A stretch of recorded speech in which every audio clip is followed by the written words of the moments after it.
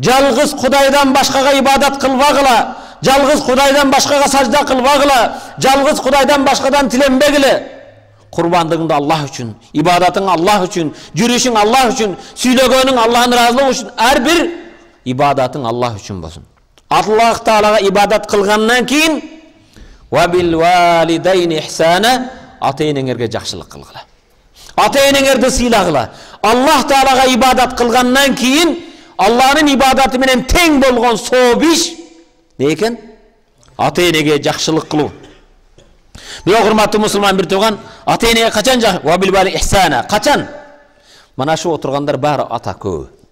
Бирок бүгүн булар балдардын жакшылыгына муктаж эмес. Булардын белинде күчү бар, колунда күчү бар. Мен да 5 кыз 2 уулдун атасымын.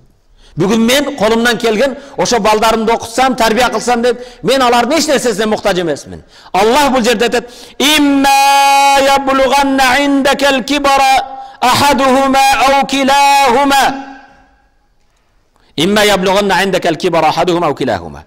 Ата-энеңе качан жакшылык кыл? Алардын экөөнүн бирөөсү, же алардын экөө тең индака сенин үйүңдө, сенин колуңда каарыган кезде дейт. Ал индака деген сөз араб тилинде. Сенин колуңда, сенин үйүңдө, вактылуу сенин карооңдо болуп калган кезде аларга жакшылык кылгын.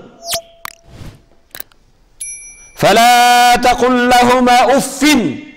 Ата-энеңе сенин үйүңдө сага муктаж болуп, белиден колу күчү кетип, колудан күчү кетип, карып, көзү ажыз болуп калган кезде фала тaqul уффин, ата-энеңе уф деген сөздү да айтпа дейт. Сахабалардан Абакилаб деген билесиңер, Килабтын атасы. Hazreti Umardын заманында Саад ибн Абу Вакас деген сахабаны главнокомандующий кылат дагы Ирак мамлекеттеринде дин таркатуу үчүн жихадка жөнөтөт. Мушриктерге, кафирларга каршы газатка жөнөтөт, чоң газбатка. Bir aylar öttü, 2 ay ötkөндөн кийин каарыган, көзү ажыз болуп калган, көзү көрбөгөн чал Килабтын атасы Hazreti Umardын жанына таягын таянып ыйлап келет да. "Ма юккика я Аба Килаб, Килабтын атасы, эмне үчүн ыйлайсыз?" десе, жанагы чал айтат: "Ау хашан ибн Килаб, балам Килабты сагындым" дейт. Кимди сагыныптыр? Баламды сагынып жатам дейт. Hazreti Umar айтат: "Мен аксакалдардын ыйлаганын көргөнгө чыдабайм" дейт. Аксакалдар менин падышалыгымда бул адамдар ыйлабаш керек дейт да, катты жазып Иракка, Мадинадан Мухаммад ибн Аби Маслама деген паштелонуңа берет да, тез жеткин да Саад ибн Абу Вакаска барып, катты берип, Килабты чакыр, атасыга келсин дейт. Атын мени чабып барат да катты Саад ибн Абу Вакаска берет.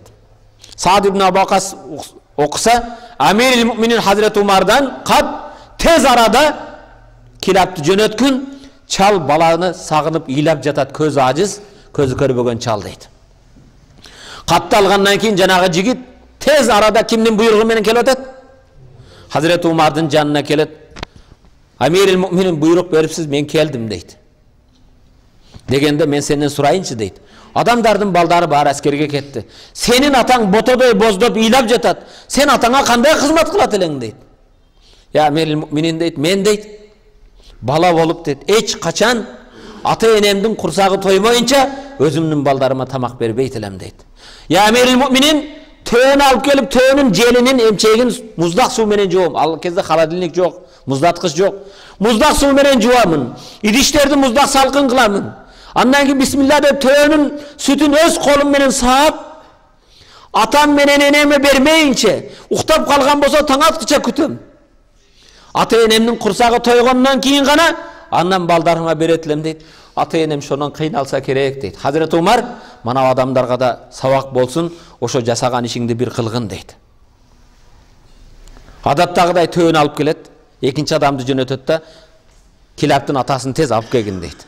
Баласынын келгени жөнүндө кабары жок. Көзү көрбөгөн чалды экинчиси жетелеп келет, төөнү алып келгенден кийин Hazreti Umar адаттагындай карап турса, жанагы Килаб төөнүн эмчегин муздак суу менен жууп, идишке саайт дагын Hazreti Umar'a berет, kese atası kelgen.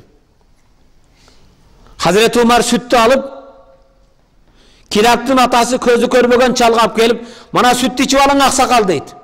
Süttü şunda alып kelip, bismillah de içeyim degen kezde, botodoy bozdo bakır iylap başlaydı aksakal. Ya emiril müminin, bul sütten balam kilaptın jiti kelip jatat, bul süttü balam sahaptır deydi. Hurmatlı Müslüman bir toğan, bul süttü deydi, benim balam sahaptır deydi. Oşonda balası çırqap kelip, o ata deydi, ben keldim deydi, ben sağdım deydi. Atasının çekesinden öpüp, mana hurmatlı Müslüman bir toğan, sağa bir jomoktoy boluşu mümkün. Hazır meni uğup jatkan key bireulörüz, kana attın ay atamды barıp kucaktab jittasam deydi. Jitini tappaybız hazır. Kur'an'da indaka degen söz, senin kolunda degen, Peygamber sallallahu aleyhi ve sellem kimde kim Allah'ın varlığına birliğine ahiret gününe işense konoğun mıymanın sıylasın deydi. Hazır biz mıyman bolup keletabız. Kırgız eli öte, Orta Aziya eli konokta öte sıylaybız. Eğer sen ata enеңdi ata katarı, ene katarı sıylabasan, alarda mıyman katarı sıylagın. Mıyman bugün kelet, erteң yok. Hurmatlı Müslüman bir toğan, mana kebir aksakaldar hazır.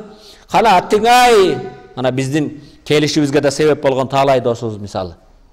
Kana hazır, atam bolsa жылкы soyup, uça tartsam deydi. Biroq taba albaydı. Kebirlerin hazır, kana atam bolsa, koy soyup, oşoğa jambaş tartsam deysin, tapbay kalasın. Hurmatlı Müslüman bir toğan, жалгыз Kudayga sıyıngandan keyin en ulu ibadet, ata-enegini sıylagandık. Peygamberimiz sallallahu aleyhi ve sellem, men şadda bir taraf, kim ataga müntüp alayıp karasa, enege alayıp karasa, al ata-eneni sıylagan bolboyt deydi. Ata-eneni razı kılgan bolboyt deydi. Janağı kilap, süt içerdi. Emiril müminin bu sütten benim balamdın jiti kelip jatat deydi. Kana bugün, kebirlersin atabız bolsa barıp jitiga toyup, karang bul sütten atanın jitin jittap atat. Hurmatlı Müslüman bir toğna, özüme sürüp berçi. Sen atаңның jitin bilesin be? Atаңның jitin jittagın kelemi? Hurmatlı Müslüman bir toğan, bu öte çoğun bir nimet. Ata-eneler bir sahaba atası ötkörde botodoy bozdob ilayt. Kelip mınça ilayşın. İnna lillahi ve inna ileyhi raciun. Bardığız Kudayga kaytıp barabız. Sabır kılmaysın mı deydi. Men atamdın ötkönüge botodoy bozdob ilap jatkan jokmун deydi. Men ilagaным Peygamber sallallahu aleyhi ve sellem hadisinde aytkan, uğup koy. Atanın razılığı beyiştin en gılani borborduk eşigi deydi.